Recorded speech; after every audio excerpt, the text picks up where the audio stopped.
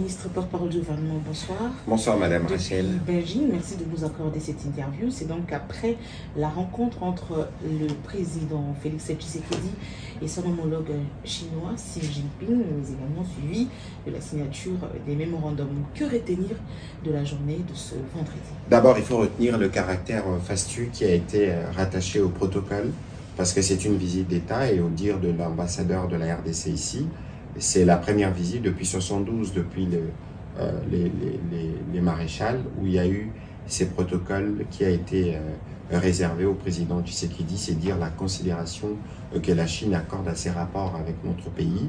21 coups de canon, tapis rouge, passage de troupes en revue, défilé, mais tout ça c'est pour marquer le caractère solennel de l'événement.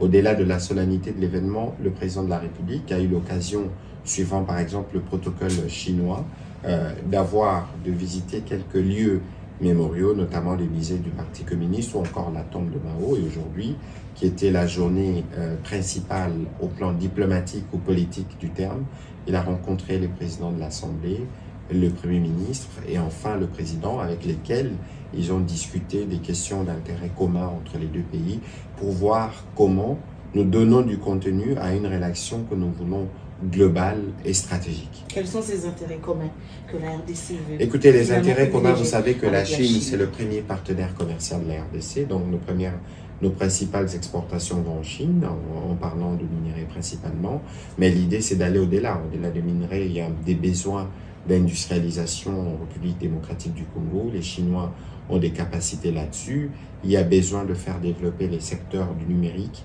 il y a besoin de développer les secteurs agricoles, il y a besoin de développer les secteurs industriels, je le disais précédemment, ou de l'éducation ou de partenariat dans tous les domaines. La Chine a dit sa disponibilité à accompagner la République démocratique du Congo dans son effort de développement pour que la République démocratique du Congo puisse pleinement jouer le rôle qui est le sien en Afrique et le rôle qui est le sien en tant que pays pour ses populations en termes des solutions à apporter. Quand vous mettez en exergue la production minière, l'exploitation minière de la Chine en République démocratique du Congo, on le sait que pour le gros, ce sont des investisseurs, des opérateurs économiques qui ne payent pas de primes d'assurance en République démocratique du Congo. Est-ce que cette question a été soulevée pour que... Écoutez, c'était des questions... cet argent que perd l'État C'était des questions... nous avons discuté des questions dans leur globalité, de leur dimension stratégique. Nous ne sommes pas rentrés dans les détails des dossiers, c'est une visite d'État. Les dossiers des contentieux d'entreprise ne se discutent pas entre chefs d'État. Mais l'idée ici, c'est de dire que nous allons mettre en place un cadre, la commission mixte, qui pourra permettre d'étudier toutes ces questions et de les résoudre. Au-delà, quelles sont les matières contenues dans les mémorandums signés aujourd'hui? Écoutez, les matières contenues, peut-être qu'il faudra qu'on vous partage ces mémorandums. Il y a eu, par exemple, ces mémorandums entre la télévision nationale chinoise et la RTNC, entre les agences de presse de deux pays. Il y a eu dans les secteurs du numérique, dans les secteurs de l'environnement, dans les secteurs financiers, mais tout ça, c'est des accords ou des mémorandums d'intention qui permettent de couvrir tous les spectres des besoins qui ont été préalablement identifiés entre les deux parties. L'idée, parce qu'on parle d'un partenariat global et stratégique, c'est de s'assurer que pour chaque domaine précis, on y amène du contenu. Ça veut dire qu'il y a un travail qui doit être fait à notre niveau, les différents projets qui nous permettront de voir avec la partie chinoise comment nous commençons la marche vers leur concrétisation. Évidemment, la Chine, elle aussi, peut être intéressée comme elle est actuellement dans les mines. Elle peut l'être pour les secteurs de l'énergie, mais toutes ces questions feront l'objet des discussions approfondies au sein de la commission mixte pour être sûr que nous avons traduit en acte ce qui a été dit et convenu par les deux présidents respectifs. Au moment où, en République démocratique du Congo, les sons des bottes ne cessent de retentir dans l'Est, besoin urgent de rétablir cette paix dans cette partie du territoire national, avec ce mémorandum, avec ce réchauffement des relations entre la Chine et la RDC. À quoi s'attendre, d'autant plus qu'il y a eu dans la suite du président de la République, le vice-premier ministre, ministre de la Défense? Écoutez, il y a deux dimensions, pour ne pas dire trois dimensions. La première dimension, c'est la dimension du rôle de la Chine en tant que pays du P5, comme communément appelés pays membres du Conseil de sécurité, parce qu'à ces niveaux-là, la Chine peut user de son influence ou de ses moyens diplomatiques pour contribuer aux efforts pour le retour de la paix, premièrement. Deuxièmement, la Chine s'est engagée à contribuer à la formation de nos unités militaires, notamment dans la base de Kitona. Et d'ailleurs, le président Xi Jinping a mentionné clairement Kitona dans son speech.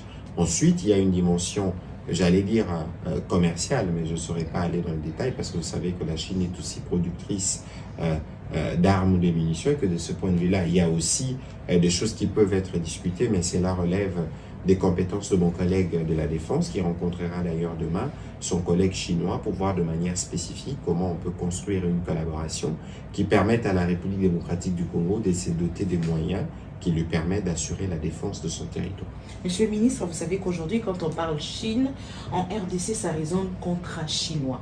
Avec le rapport de l'IGF qui met en exergue toute cette, on va dire, ce désordre qui a occasionné l'exécution de ce contrat signé avec des entreprises privées chinois, bien qu'étant privées. Est-ce que cette question a fait l'objet des discussions avec le président Xi Jinping pour que cette question soit finalement vidée? D'abord, cette question n'a pas fait l'objet des discussions avec le président Xi Jinping. Pourquoi? Mais parce que d'abord, c'est une visite d'État.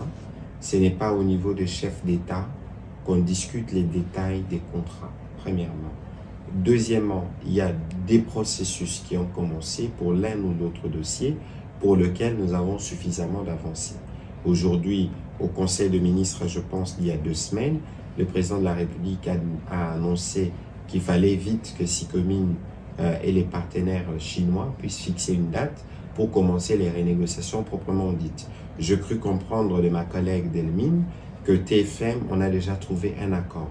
L'idée ici, et c'est ce qui a été relevé dans les cas de discussions entre les chefs d'État, c'est qu'il ne faudrait pas, dans les cadres d'une relation que nous voulons sincère et amicale, recourir à 2 tiers, notamment le cours d'arbitrage ou les cours des tribunaux, pour régler des différends éventuels.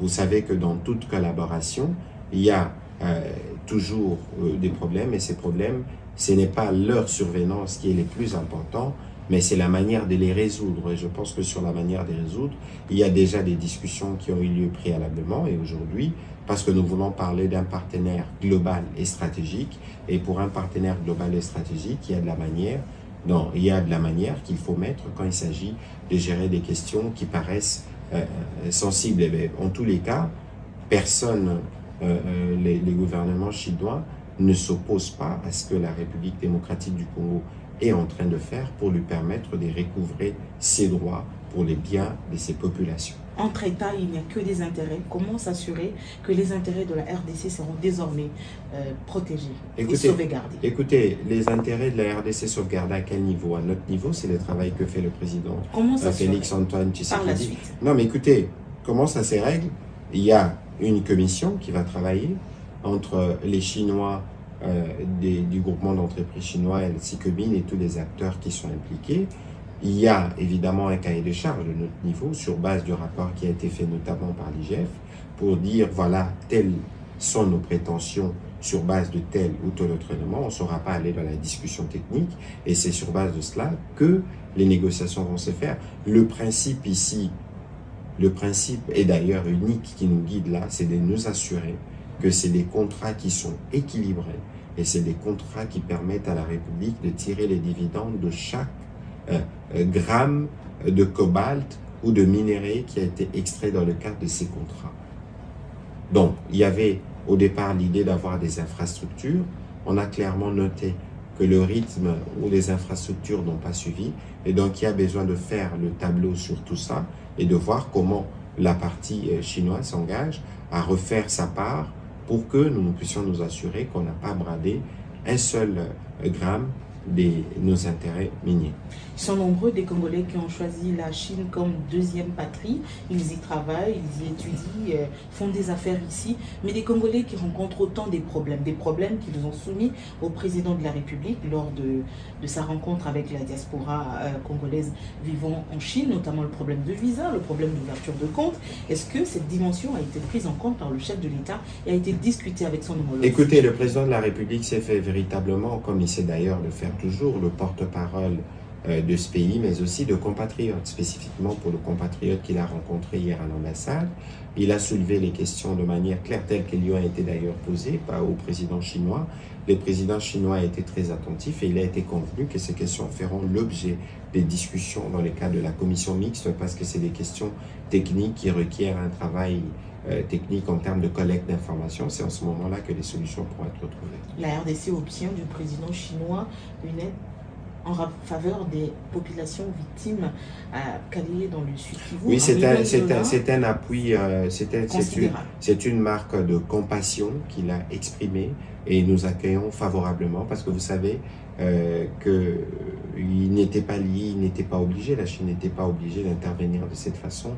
Nous l'apprécions. La question ici, c'est pas forcément la hauteur de la contribution, mais c'est cette volonté, cette réactivité de dire qu'il y a une catastrophe naturelle, vous êtes un pays ami, voilà ce que nous faisons ou ce que nous pouvons faire pour vous appuyer. Au regard de l'accueil et tout ce qui a entouré l'accueil du président Félix Tshisekedi de manière très somptueuse, est-ce qu'on peut dire aujourd'hui que la Chine est un partenaire privilégié de la RDC? La Chine a toujours été un partenaire privilégié de la RDC. Ça faisait d'ailleurs l'année dernière qu'on a célébré les 50aires.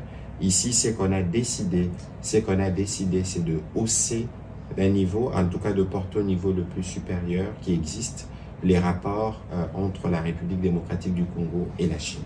En dehors de Beijing, le président visitera encore quelques villes de la Chine? Oui, bien sûr, parce que la Chine, c'est un pays continent. Et il y a beaucoup de choses à voir dans le cadre de cette visite. Vous savez qu'il y a beaucoup d'entreprises chinoises qui travaillent chez nous et qui ont besoin de présenter un certain nombre de choses au président de la République et à la délégation qui l'accompagne. Heureusement que vous en faites partie, vous serez témoin de prochaines étapes et vous pourrez bien rapporter à vos téléspectateurs et à tout ce qui vous suit. Monsieur le ministre, merci beaucoup. C'est moi qui vous remercie.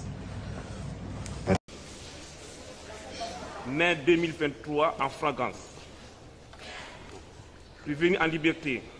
En continuation, RP 817, ministère public contre Mike Mukambai Kosso. Et appellera la cause inscrite sur le RP 817 en cause ministère public et partie civile contre le prévenu Mike Mukambai. Il est représenté par ses conseils. Il est assisté par ses conseils. Maître Blaise Lunda, avocat au barreau de Kinshasa-Gombe. Talo Simanonge, je suis avocat au barreau de Kinshasa-Gombe. Nyemba Djongandek Laurent, avocat au barreau de Kinshasa-Matete. Avocat au barreau de Kinshasa-Matete. Bonjour Linoli, avocat au barreau de Kinshasa-Matete. Maître Kabaka, avocat au barreau de Kinshasa-Matete, conjointement. Maître Moukono Benita. Maître Kabaka.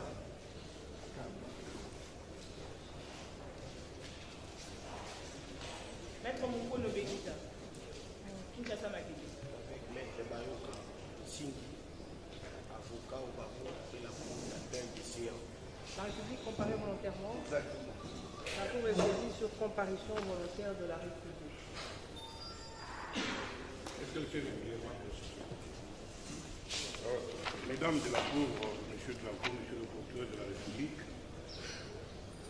il vous souviendra qu'hier, notre client a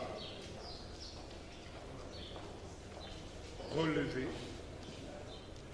que Monsieur le procureur général de cette Cour, que le traduit en procédure de flagrance, dans son exposé des faits, a parlé de sa saisine.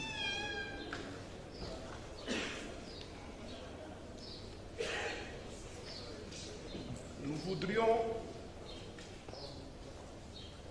au nom du respect des droits de la défense, que Monsieur le procureur général nous explique les circonstances de sa saisine, d'autant plus que nous attendons de ces explications en procédure de flagrance et au regard des préventions qu'il met à charge de notre client, tirer des conclusions qui s'imposent en droit. Parce que nous avons des parts de verre nus. Un enregistrement vidéo que nous voulons soumettre comme prévenu à l'appréciation de la Cour et avoir la réaction de Monsieur le procureur général sur cet enregistrement et au même moment qu'il réponde à notre préoccupation sur les circonstances qui nous ont conduits devant son office. Parce que les poursuites exercées irrégulièrement ont déjà été sanctionnées d'irrécevabilité. Donc, avant qu'on en arrive à notre moyen, nous déposons séance tenante à des fins de visualisation cette vidéo pour que monsieur le procureur général réagisse au contenu de la vidéo que nous considérons comme une pièce qui atteste de l'irrégularité des poursuites. J'ai dit. Ce n'est même pas un préalable. C'est un moyen de défense dire que nous demandons à ce que la Cour puisse visualiser. C'est un droit. Mais on doit d'abord commencer l'instruction. C'est un préalable qui est lié à l'instruction. Si la Cour n'a pas encore commencé à instruire, comment va-t-il accéder à une telle demande? C'est une demande qui devait être reçue, qui est après l'instruction. Donc il y a lieu que la Cour procède.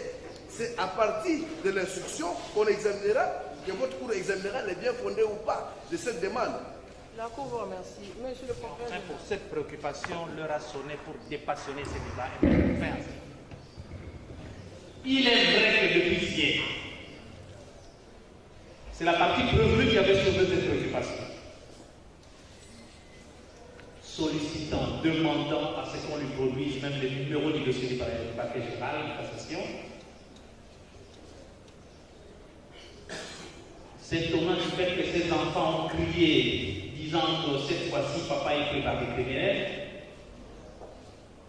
qu'il ait été embarqué par un véhicule juste après son interpellation, qu'il a décrié l'absence de mandat de tout acte quelconque justifiant sa mise en détention,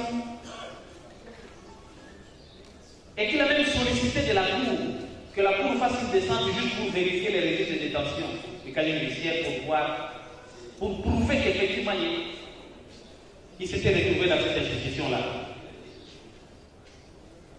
C'était cela, ses préoccupations hier.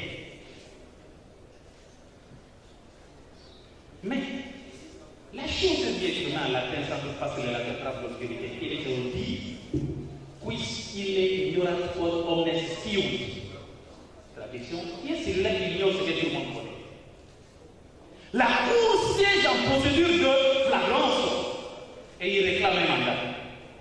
La Cour siège en procédure de flagrance et il réclame avoir son arrestation qui est un dossier ouvert dans une instance quelque part. Alors que dans cette procédure, même un pousseur, même un particulier de la loi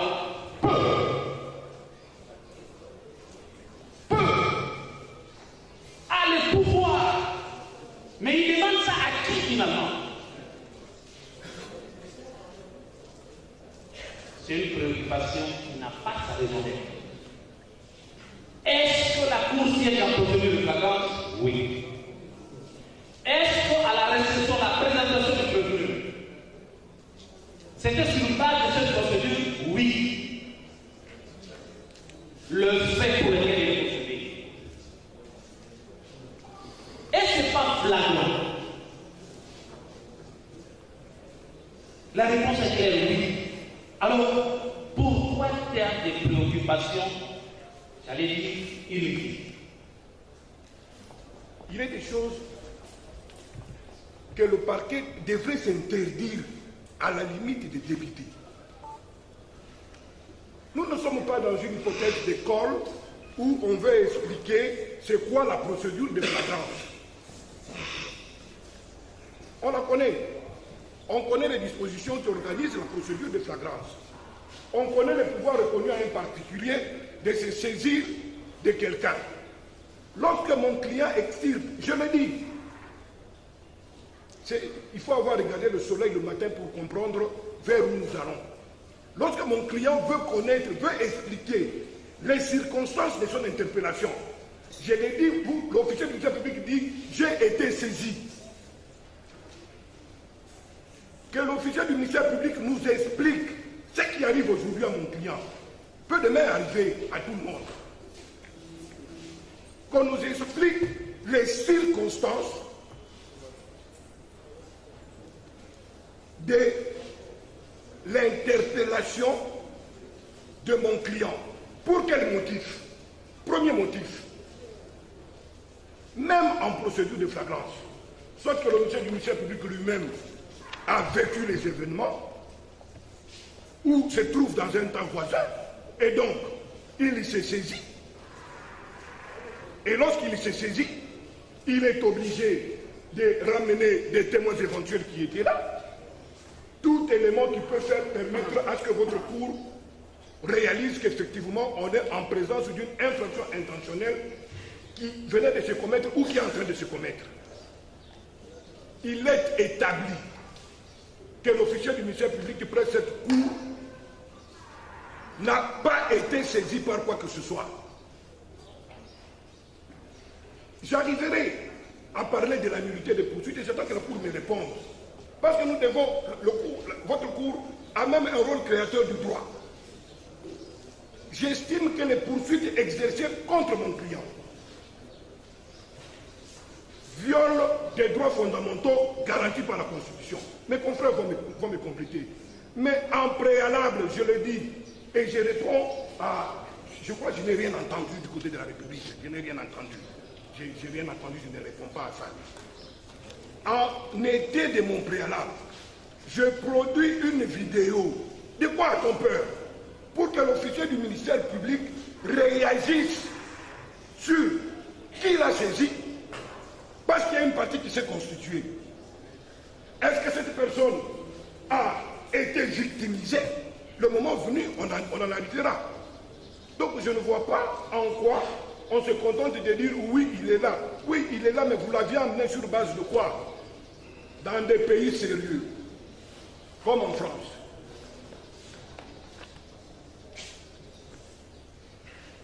Rémi Laurent et Léon Del Porno, nullitator, des nullités de procédure.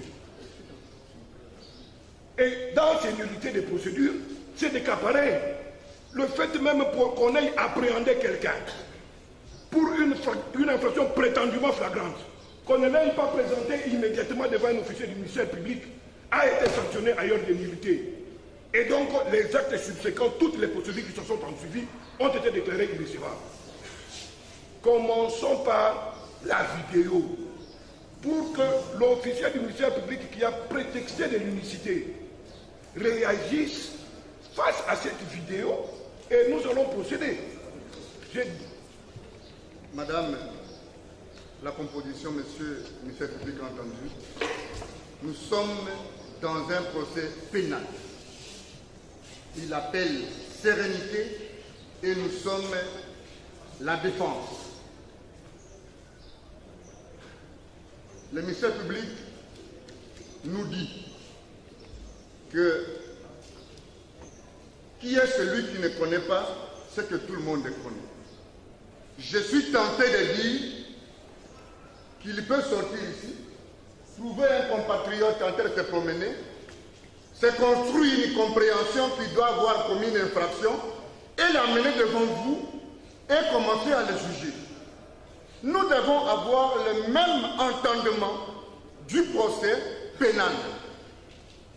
Il est d'argument d'autorité que dans un procès pénal, en flagrance, nous devons comprendre l'essence de la présence de la personne qui est devant vous. Je ne veux pas qu'on s'invite à un procès bâclé. Parce que si vous n'arrivez pas à visualiser la vidéo pour expliquer les circonstances de la présence de M. Moukébaye à ce niveau, le procès est plombé. Nous sommes dans un procès pénal, et je le rappelle si bien. Je ne sais pas d'où vient le ministère public. Il ramasse un argument pour venir vous dire que tout le monde le connaît. Mais les liens entre les prévenus Moukébaï et la Cour, il est lequel? Est-ce que ça suffit d'être ministère public, d'organiser un procès, de ramener un citoyen devant un juge pour expliquer les circonstances de son arrestation? Eh bien, si on ne comprend pas les circonstances de l'arrestation, on va naviguer, on va patauger. Alors, accéder à notre demande, ce n'est qu'un préalable. De l'autre côté, d'abord, il y a une constitution des partis civils. Est-ce que vous comprenez le sens? Mieux, comprenez-nous le sens de la constitution des partis civils s'il n'y a pas de victimes? Mais s'il y a des victimes, à quel moment ils deviennent des victimes si vous n'avez pas vu comment notre client a été arrêté? C'est du bon droit, ça. Nous avons une batterie d'exceptions que la partie civile se calme. Ils vont être servis. Et nous sommes là pour ça. Et on est habitués à ça. Mais accéder à la demande, le ciel ne tombera pas. Visualisez pour que vous compreniez. Et nous voulons que notre client place un mot parce qu'il en veut. Nous avons dit. Si on va gagner du temps, ils vont encore expliquer aujourd'hui ce qu'il a dit hier. Évitons les réduits pour gagner du temps. Madame, ça s'appelle un droit préalable. Et nous sommes la défense. La Cour ne dit pas non, mais seulement si c'est pour dire ce qu'il avait dit hier. Le casier judiciaire avant de venir ici. Parce que j'ai été enregistré là-bas, c'est là que j'ai été détenu de dimanche à lundi. Et qu'on m'explique dans quelles circonstances je me suis retrouvé là-bas. Qui m'y a mené? C'est aussi simple que ça. Je demande simplement d'avoir droit à un procès équitable. Et je termine. Moi, je ne suis pas juriste, je regarde le ministère public. Je lui demande deux choses. J'ai vu là, c'est ce qui m'a amené ici, la lettre de transfert des dossiers. Je lui demande depuis hier qu'il m'exhibe le procès verbal des saisies du prévenu. Et je demande encore, puisque je viens de la Cour de cassation, qu'il m'exhibe le mandat qui m'y a amené et les PV d'audition là-bas. C'est aussi simple que ça. Ça, pour moi, ce n'est pas de la littérature ou de la rhétorique, mais là où il est, il dit, bon, la Cour d'appel a transféré les prévenus ici, voici les preuves de son transfert. C'est tout ce que je vous demande. Mais je le dis ça public pour que vous m'accordiez. Bon, ok. En tout cas, je réclame un procès équitable, c'est tout. Il voulait uniquement vous dire ce que nous avons demandé pour que vous compreniez le sens de son arrivée ici et tout ce qu'il y a eu comme promenade de son arrestation. Il a bien dit. Alors, c'est pourquoi nous disons que nous puissions visualiser. Mettre en 2 minutes, s'il vous plaît. Je pense que son souci va dans le sens de l'article 5.6 du Code des procédures pénales, au-delà de l'ordonnance qui organise cette matière, c'est-à-dire la matière de flagrance. Je pense que même la matière de flagrance ne déroge pas aux dispositions légales qui régissent cette matière. Et il ne faudrait pas ici qu'on nous excite une quelconque flagrance pour justifier une violation de la loi. Parce que les soucis du prévenu, c'est de se conformer à la loi. Parce que même dans la procédure des flagrances, on respecte la procédure. Et lorsque le prévenu est en train d'exciper l'absence du procès verbal de saisie des prévenus, tel que prévu par l'article 5.6 du Code des procédures pénales qui organise la matière, il y a un problème.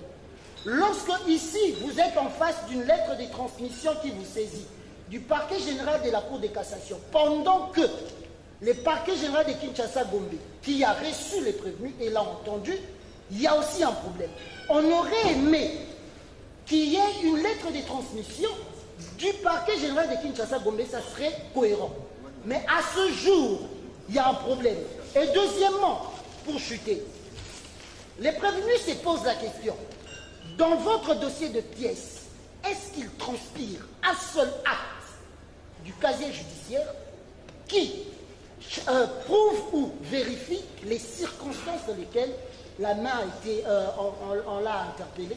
Nous pensons que ces préoccupations valent parce que nous allons tirer les conséquences de droit au moment opportun. Il ne s'agit pas de la transmission, la lettre de la transmission de la Cour de cassation, du parquet de la Cour de cassation.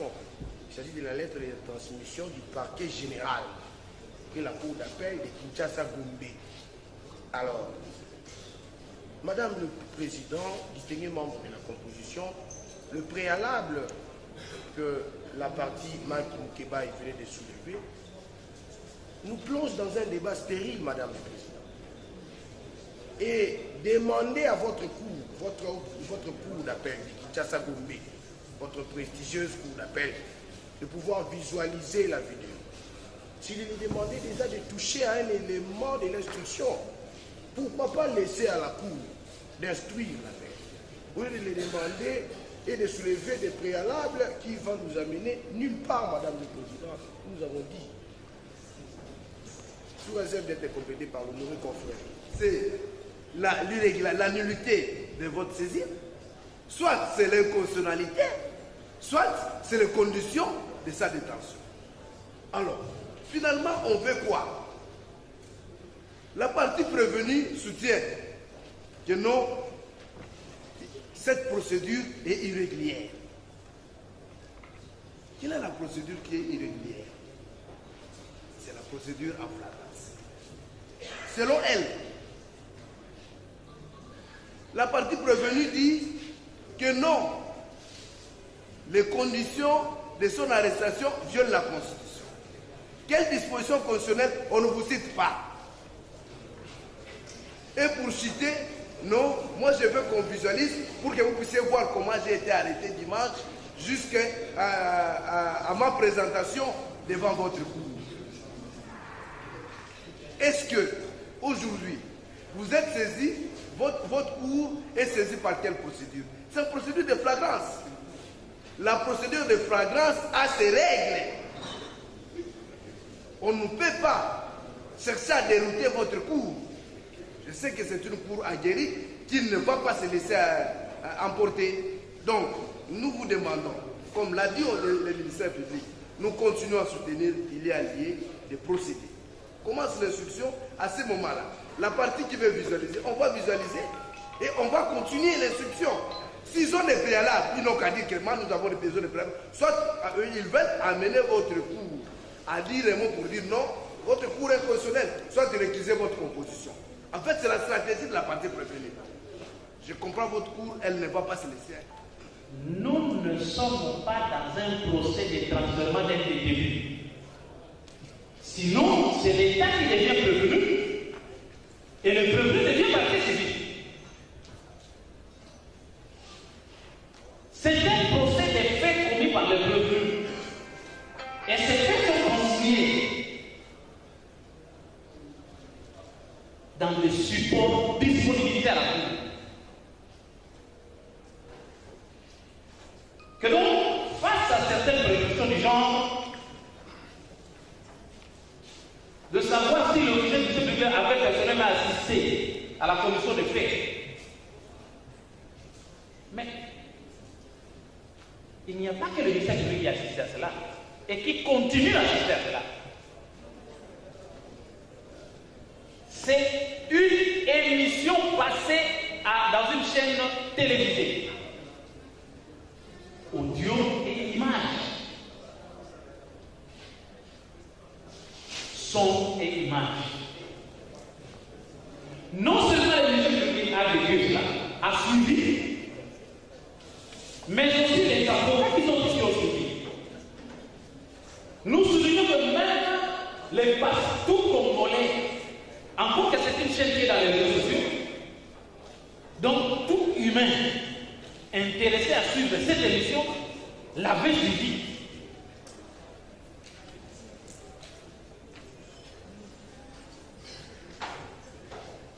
Il a aussi été trouvé un souci pour dire que les problèmes ont été appréhendés sans être présentés devant l'officier de l'État, le ministère public. Alors que nous sommes en train de faire un débat sur le parquet général de cassation et le parquet général de Kinshasa. Mais qui a dit que c'est pas ça?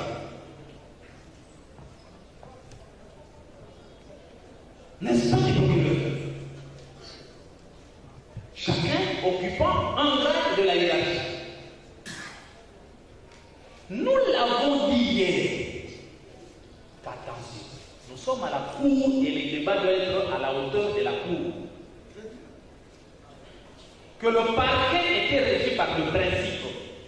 Un de ces principes était l'unicité du ministère public. Lorsque le procureur général de la Cour de cassation, en lui-même, ou à parler de ses collaborateurs, lorsque le procureur général de la Cour d'appel par lui-même, ou par l'un de ses collaborateurs, avocat du procureur général, pose un acte, en vertu de l'unicité du ministère public, cet acte engage même le procureur pour les tribunaux de paix. Est-ce qu'il faut un débat là-dessus? Alors, le procureur se saisit, c'est un corps, c'est une institution. Il a aussi été relevé que si au moins il y avait la lettre qui saisissait la cour d'appel de Kinshasa-Gombe, et que cette lettre provenait du procureur général de la cour de cette cour, là au moins la procédure serait régulière. C'est pourquoi nous devons nous calmer tout le monde.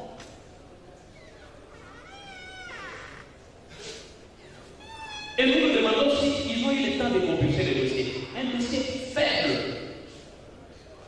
en nombre de pièces à compter. Il y a bel et bien la lettre du procureur général.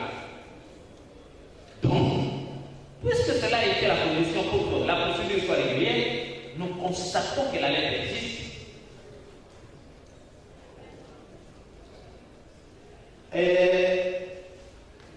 Il a aussi été question de temps. Il a été appréhendé, il fallait le présenter devant le ministère public. Mais il faut combien de temps pour ça?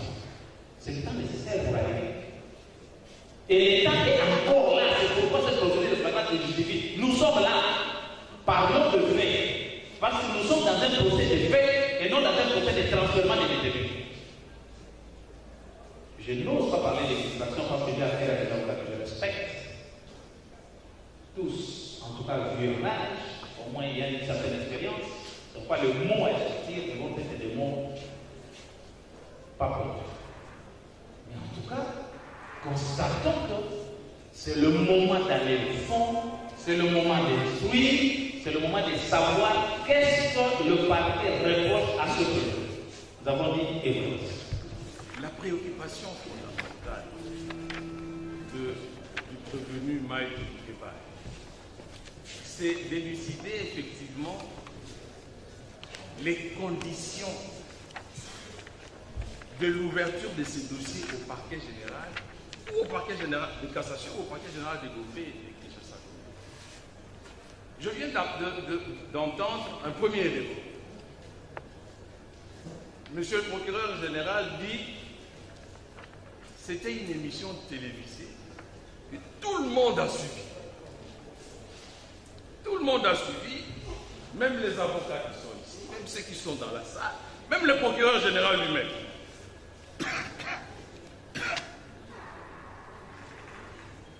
Mais il a attendu, après avoir suivi cette émission, que M. Mukeba soit appréhendé par des pousseurs, des pousse-pousseurs, qui les lui ont transmis. Et depuis qu'on a transmis M. Mukeba au parquet près la Cour de cassation, si c'est le procureur général près la Cour de cassation qui a suivi l'émission lui-même, et je rappelle que M. Mukeba n'a pas été appréhendé au lieu de l'émission. Il a été enlevé chez lui à la maison, le lendemain. Donc, monsieur le procureur général près la Cour de cassation, qui a suivi l'émission, comme nous tous, a attendu 24 heures pour que les cris d'âme, sans acte, qui se seraient, eux, énervés des propos de Mukeba, qu'il aille l'arrêter. Et lorsque on le lui amène au parquet général de la Cour de cassation, il ne pose aucun acte. On vous dit que le dossier il est petit dans votre... les pièces, il n'y en a pas, il n'y a que le procès verbal d'audition ici. Mais il n'y a aucun acte du parquet général près la Cour de cassation. Qui s'est saisi de Mukeba? Qui s'est saisi? Le parquet a-t-il des éléments maintenant qu'il emploie et qui arrête des gens sans acte de procédure. Ou c'est le mécontentement d'un bureau qui a suscité que les gens aient arrêté. Et maintenant, parce que le parquet devient une blanchisserie, on doit aller blanchir la procédure. Eh bien, on vous la met flagrance. Mais la flagrance va être organisée. Elle est organisée. Nous ne pouvons pas ici tourner autour du pot comme si nous étions en train de chercher le sexe de l'ange. Vous comprenez tout de suite qu'il y a des irrégularités flagrantes. Et Moukeba, il ne peut pas être amené en flagrance parce que non simplement que les circonstances de cette flagrance ne sont pas illustrées par le parquet, qui vous dit, bon, à partir du moment où il y a une lettre de transmission, tout acte du procureur général de la cassation qui pose engage même le procureur près du tribunal de paix. Mais oui, quel est cet acte? La lettre de transfert. C'est ça l'acte du procureur général de la République, de la Cour de cassation, qui engage le parquet général de Gombe. C'est quel est cet acte? Alors, c'est dans ces conditions ici que nous estimons qu'il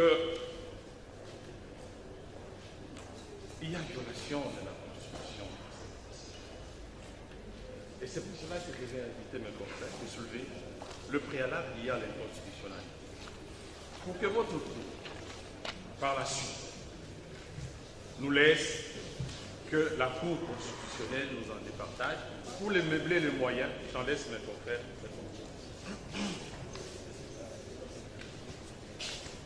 Madame la Présidente, votre honneur, je peux... Non, Madame la Présidente, il y a un préalable. Il a annoncé un préalable nouveau que nous avons appris. Madame la Présidente, votre honneur, chers membres de la Constitution, Monsieur le ministère public, Brigitte de l'ordre public, mes dévanciers l'ont démontré que depuis les débuts de l'arrestation de clients que nous défendons aujourd'hui, il y a une main d'arbitraire qui accompagnait son arrestation jusqu'ici. Et l'on a voulu les masquer par une disposition légale du reste inconstitutionnelle. C'est quoi la disposition? Parce que depuis hier jusqu'aujourd'hui, l'on nous fait citer, ou la Cour a fait application hier, de l'article 1er de l'ordonnance loi du 24 février 1978 relative à la répression des infractions flagrantes. Cet article dit quoi, Madame la Présidente? Permettez-moi de les lire pour démontrer qu'il y a effectivement inconstitutionnalité.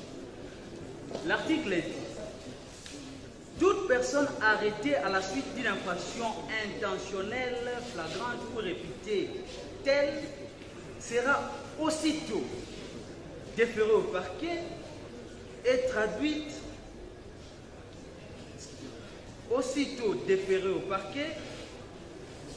et traduite sur le champ,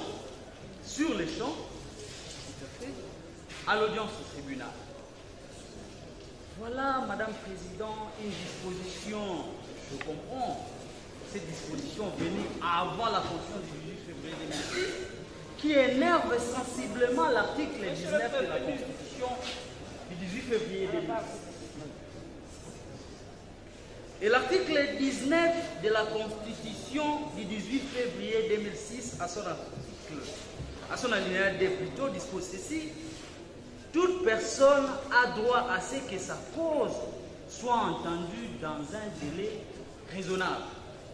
Madame la Présidente, votre honneur, l'article 1 de l'ordonnance bute sensiblement ou viole de manière flagrante l'article 17 de la Constitution qui veut que toute personne dont on porte l'accusation contre elle soit jugée dans un délai raisonnable. Or, les conditions posées par l'article 1er de cette ordonnance ne permettent pas qu'il y ait un jugement dans un délai raisonnable.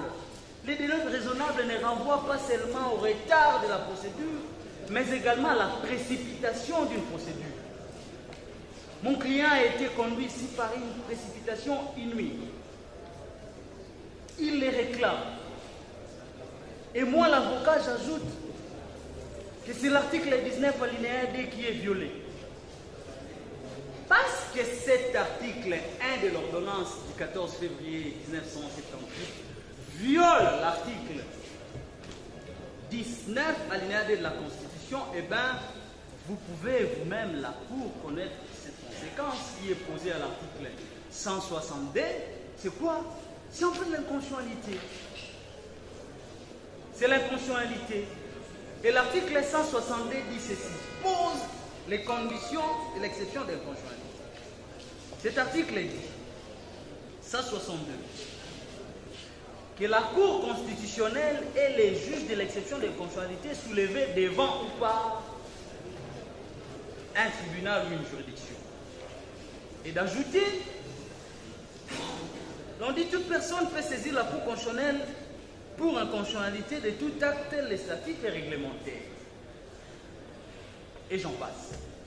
C'est-à-dire en droit congolais, pour qu'il y ait inconstitutionnalité ou pour qu'on parle de l'inconstitutionnalité, il faut qu'il y ait en fait un acte réglementaire ou législatif qui bute ou qui viole la Constitution. Mais c'est le cas d'espèce.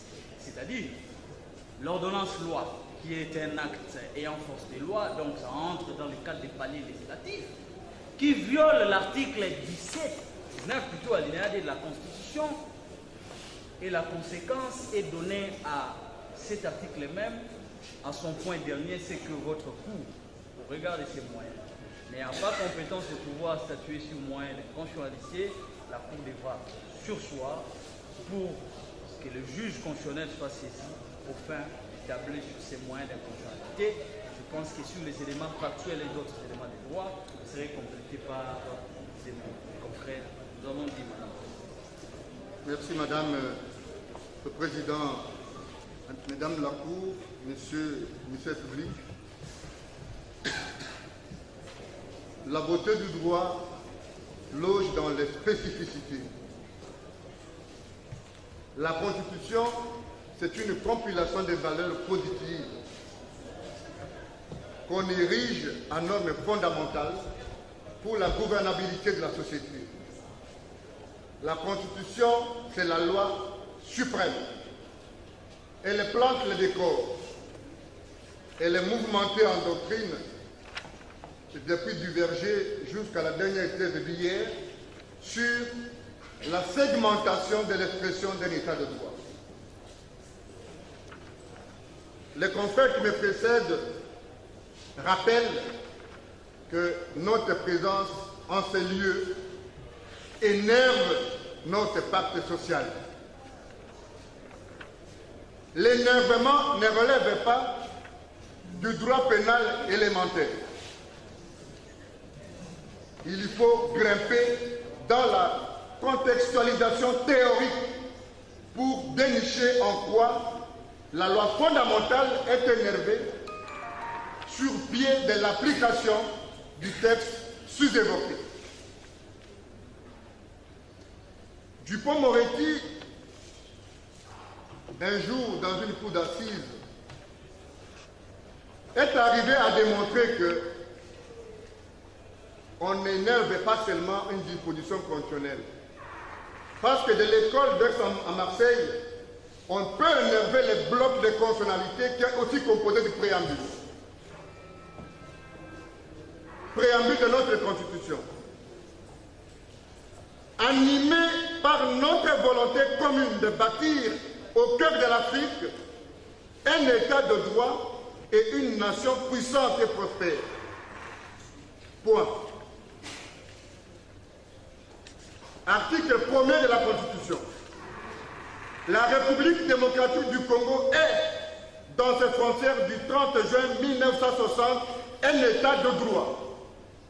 Je n'ai pas la prétention d'aborder l'aspect théorique ici pour expliquer ce que ça veut dire un état de droit au regard de l'emblème cosmétique qui plombe aujourd'hui le concept dans l'arsenal politique de notre pays. Je n'ai pas voulu dire un état de droit cosmétique. Mais parce que nous sommes devant une cour des valeurs, parce que nous savons que vous connaissez ce que ça veut dire, pas l'état de droit qu'on nous donne à la première rue ou je ne sais pas moi à la 16e, mais l'état de droit tel que la loi le dit. Il y en a encore des techniciens et il y en a des citoyens de valeur qui ont accepté de mettre la toge pour l'appliquer. Cette ordonnance viole pas seulement la lettre, mais l'esprit relève du droit constitutionnel approfondi, énerve la Constitution. Mais la Constitution, dans son intelligence légendaire, qui dépasse l'entendement de celui qui pense un jour être partie civile, mais sans énerver les civilités d'une quelconque partie civile, loge dans l'intelligence de l'article 162 de la Constitution. La Cour constitutionnelle est l'exception, sauf ici parmi nous, par mégarde. On a rajouté encore autour de 9 juges de la Cour constitutionnelle. Certaines personnes dans la salle, elles vont se signaler. On dit la Cour constitutionnelle est le juge de l'exception d'inconstitutionnalité soulevé devant et par une juridiction. Alors, ça commence à être un droit très technique. Je demande à ce que les gens qui vont s'attarder à répondre aient les armes pour que nous puissions élever le débat dans le prisme de ce qu'a voulu le ministère public, que je n'ai pas reconnu aujourd'hui malgré son niveau intellectuel accepté dans la société. Toute personne ne peut saisir la Cour. Je retire. Toute personne ne peut saisir la Cour constitutionnelle pour inconstitutionnalité de tout acte législatif ou réglementaire. Mon précédent confrère vous a rappelé l'intelligence et la nature juridique du texte qui énerve la loi fondamentale. Je ne vais pas gaspiller votre temps. Alors, la conséquence, c'est qu'elle peut, en outre, saisir la Cour dans tout ce que vous savez. Mais ce qui est intéressant, pour terminer, c'est que la juridiction par devant, telle soulever cette exception sur soi. Et donc, nous vous aimons beaucoup. On aurait bien voulu continuer cette affaire parce que nous avons une batterie d'autres exceptions. La vidéo est l'issue de la circonstance de l'arrestation de notre client, mais qu'en attendant de vérifier auprès de ceux à qui la loi a confié le pouvoir de voir si les circonstances de l'arrestation de notre ami et frère Moukébaï sont dans l'esprit et l'entendement de la loi, vous allez devoir vous reposer pendant un temps et nous allons nous revoir dans quelques jours. Nous avons. Maître Tinda Mongalibonga. Maître Tinda Mongalibonga, Mwana Okata Ongolo Okucheche. Je suis avocat au barreau près la cour d'appel de Kinshasa Matete. Je fais mienne toutes les interventions de mes estimés confrères qui venaient de me précéder. Mais je voulais quand même, Madame le Président, dire un mot. Et puis, je vous remets la parole. Madame le Président, je pense que nous sommes aujourd'hui devant les juges du droit écrit. Nous ne sommes pas sous un arbre à palabres. Nous ne sommes pas devant les juges du droit coutumier. Madame le Président, je crois qu'il y a une exception qui venait d'être soulevée par mes prédécesseurs et nous attendons à ce que, Madame le Président, vous puissiez surseoir et laisser les juges compétents, qui sont les juges de la Cour constitutionnelle, à analyser avec une attention soutenue notre exception telle que ça venait d'être soulevé et explicité par mes estimés confrères, nous avons dit. Silence dans la salle, s'il vous plaît. Nous faisons d'abord constater à la Cour que la partie prévenue qui a commencé par un préalable a lui-même, elle-même plutôt, renoncé au préalable. Puisque, a commencé par dire, voilà, cette procédure n'est pas régulière, on va visualiser. Il y a eu un débat houleux autour de ça. Sans que vous-même, vous puissiez, la Cour puisse se prononcer, la partie elle-même est venue aux exceptions. Première exception, nous l'avions déjà dit. On savait qu'on va chiter à l'inconstitutionnel. Non, c'est une procédure, cette procédure viole la Constitution, l'article 19, combiné avec l'article 1er, on a cité tout un état de dispositions constitutionnelles. Mais, nous sommes dans une procédure d'exception. Nous ne sommes pas dans une procédure ordinaire. Et la procédure exceptionnelle ne viole pas la Constitution. C'est constitutionnel. Donc, l'on ne vous dit pas, si l'on refuse de visualiser les images où on ne sait pas peut-être que ça a été Boutika le Lubumbashi, ou où, on n'a pas encore commencé l'instruction. Non, il faut d'abord visualiser. Nous savons, puisqu'on n'a pas affaire à n'importe qui, certainement dans les officines de Lubumbashi, bien préparés pour faire coucou à votre cours. C'est ainsi votre cours a insisté. Vous avez parlé de limiter ici. Hein? Vous avez parlé de limiter ici. Vous avez parlé de limiter. Vous avez parlé de limiter. Maître, dépassionner les débats. Dépassionner les débats. Donc, nous savons comment les choses. C'est le procès des partis, mais pas de passion, ça. Donc, votre cours, directement avant que vous puissiez répondre, on dit inconstitutionnalité. Inconstitutionnalité au motif que la procédure ici de flagrance, les conditions d'arrestation de prévenir violent la Constitution. Nous démontrons qu'aucune disposition de la Constitution n'a été violée et nous sommes dans une procédure exceptionnelle. Votre cours, dans des circonstances, dans les mêmes circonstances, a déjà eu à répondre en rejetant les exceptions d'inconstitutionnalité soulevées dans ces conditions. Soit à l'extrême de joindre au fond et commencer l'instruction puisque nous sommes dans une procédure de flagrance et à partir de cela vous répondrez à un seul arrêt et sur les fonds et sur les moyens exceptionnels. Je crois que nous n'allons pas nous atterrir sur les moyens qui ne cadrent pas, puisque après ça il y aura un autre moyen. Ils vous ont dit qu'ils ont tout un état d'exception à soulever.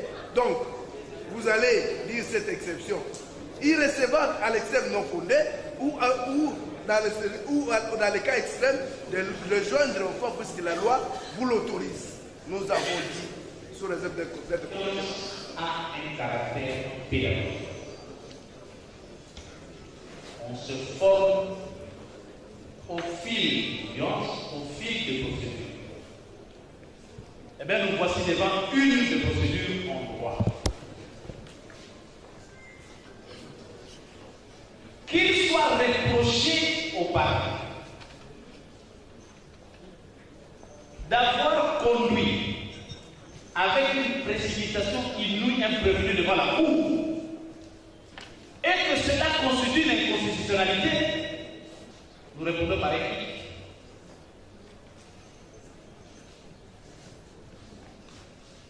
Qu'il soit relevé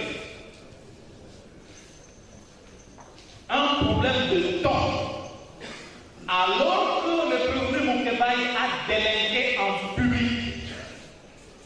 Et cette délinquance avec la magie de la technologie était teintée d'une certaine difficulté parce que c'était partout suivi. En date du 20 mai 2023, on s'en dans les après-midi parce que c'est après la ayant ainsi énervé l'ordre public, il est appréhendé le dimanche, un jour où les parquets ne fonctionnent pas.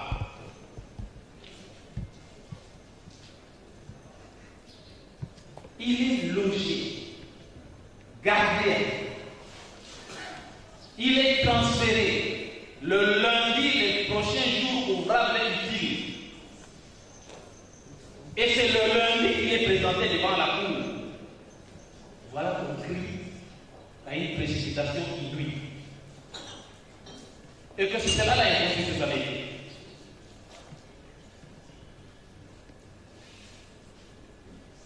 La porte est ouverte pour le débat. Mais un problème. Est-ce devant ce cas, devant cette institution qu'il va y faire un débat d'inconstitutionnalité? Nous avons dit que tout devient avec un caractère pédagogique. La réponse est claire, non. Et puisque c'est non, et que le parquet est appelé à se prononcer face à cette exception soulevée, que dire? Le plaidoyer me savent que c'est une société en prison. Nous avons dit que je fais ça.